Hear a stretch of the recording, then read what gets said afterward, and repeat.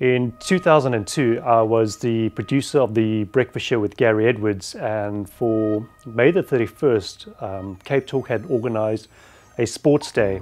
The excitement for the day was the interview that had been arranged with Hansie Cronje, who'd not spoken to the media for a long time after his guilty verdict by the King Commission. People just wanted to know, what's he been up to?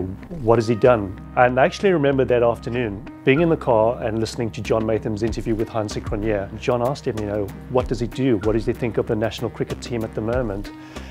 And Hansie just spoke out, and he was just soft-spoken as he always was, not controversial. Then I remember the next day, June the 1st, it was my wife's birthday, and the story was that a plane had gone down in the mountains of George, and that Hansie Cronje was on board. I think there was issue with the runway lights not working, there was issue of the weather, and they hit the side of the mountain. And then the news ultimately came that everybody on board that plane had died.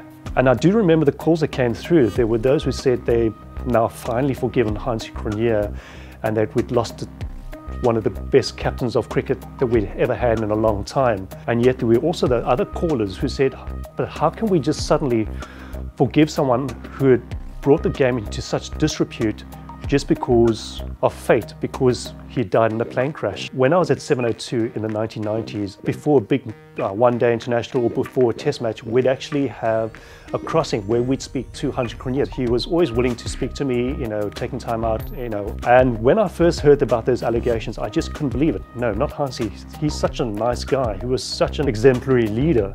It just couldn't be Hansie, and how disappointed we all were when he finally confessed everything. And those are the memories I have of Hansie Cronje and 2002.